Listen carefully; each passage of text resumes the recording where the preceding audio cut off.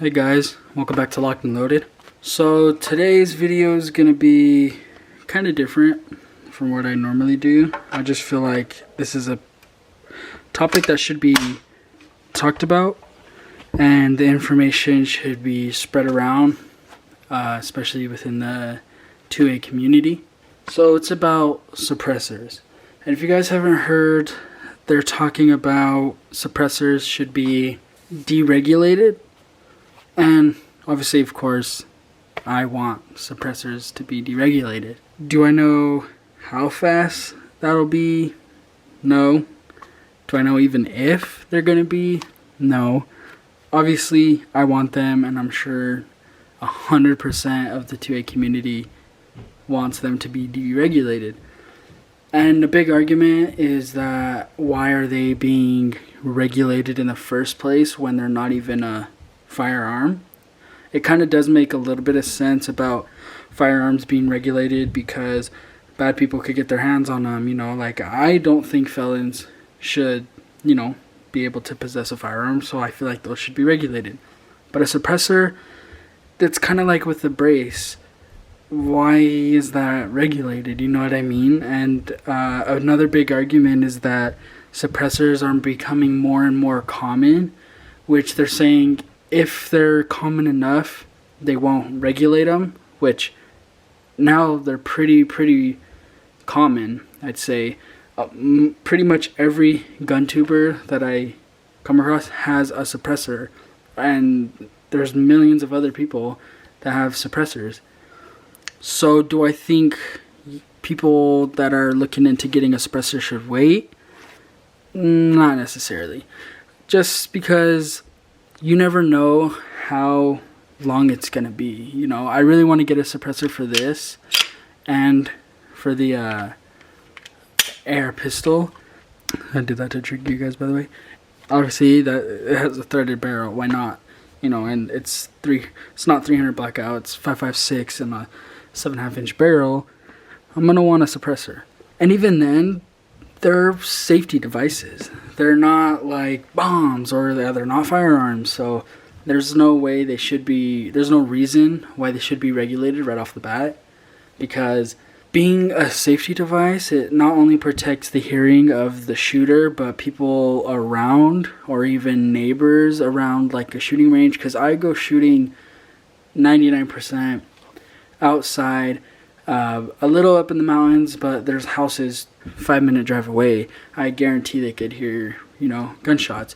And not everybody likes the sound of gunshots, especially if people have like their kids around. Maybe they don't want their kids hearing gunshots. So it's a safety device, and it protects your hearing and it protects the hearing around people around it.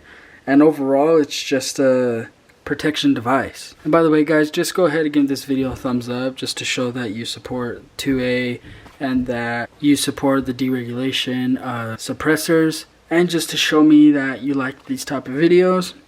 And also let me know down in the comments, are you gonna wait for a suppressor? And another thing is that with suppressors, like I was saying, since they're a safety device for hearing, it doesn't seem necessary to fill out all this paperwork, have to get fingerprints done and whatnot, just to have hearing protection necessarily, like a built-in hearing protection on your weapon. It's just not a firearm, you know what I mean? It's not a weapon. It's quite literally like this, linear compensator. I could buy this online and it could arrive right to my house. A suppressor is basically the exact same concept. I just feel like, and I'm sure a lot of people feel this way, that the NFA is just trying to get money, extra money. Imagine paying $500, $600, up to $1,000 for a suppressor, and then you have to pay a $200 tax stamp on it. People just feel like that's intruding your rights. We pay enough taxes as citizens. Paying a $200 tax stamp on something you purchase just seems like you're being robbed. And like I was saying, I don't know if or even If so, when it's going to become into an effect. It could be years. You never know. So I would just say, if you're looking into a suppressor, buy a suppressor. There's no need to wait. Imagine waiting a whole year and nothing happens. 2 years, 3, 5, 10 years, and you just, wasted the time. Just go ahead and buy a suppressor. I know it sounds kind of crappy and people are like, no, I don't want to support the NFA or anything or ATF or anything like that, but we do it anyways. When you go and buy a firearm, you're basically doing the same thing, doing the paperwork, background checks, all that stuff. It's basically the same thing. And I'm sure a lot of us hope that this is the beginning of a bunch of NFA items being knocked off the NFA. We also hope it's not a long process. Like I was saying, imagine it takes 20 years for this to go into effect. That is crazy. That's nonsense. I don't see how somebody could think that a suppressor is an item that needs to be taxed or you need paperwork for. Even then, I could go and buy a gun used. It's legal in my state, at least. I don't know if it's legal in other states, but I've been hearing about that too. Without even having to fill paperwork. Obviously, you do like a bill of sale, but that's between the buyer and the seller. It's not between the government or anything like that. How is that possible, but not buying a suppressor? Like I was saying, I think it's a money grab. Obviously, there's probably a million suppressors, maybe not necessarily a million, but there's a fuck ton of suppressors that have tax stamps on them that people have paid $200 for, and that's a shit ton of money. That's millions of dollars that U.S. citizens are giving to the NFA. It's basically supporting the NFA, and everybody says abolish the ATF, abolish the NFA, or whatever that is. It's kind of hard because you want to buy things you want and you want to use it, and so now that these suppressor times are being knocked down to days, from months to days, everybody's going in and buying a suppressor, which, like I was saying, that's probably what you should do. I don't see it passing anytime soon, so just go ahead, buy a suppressor. That's what I'm gonna do. I don't own a suppressor yet. I'm definitely going to own one once I bought this baby, the Saber Dagger. If you guys haven't seen the full review on this, go ahead and check that out. I'm gonna put it right up here. But yeah, I'm definitely gonna get a suppressor for that. Definitely gonna get a suppressor for this. I have a PCC on the way. I'm definitely gonna get a suppressor for that.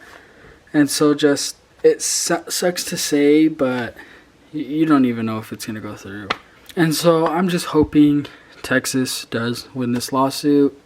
I think it's pretty cool that they kind of stepped up and were like, fuck that, you're not gonna take away our rights, you already do enough. Go ahead, build your suppressors, you know what I mean? So I do hope a lot of states follow along.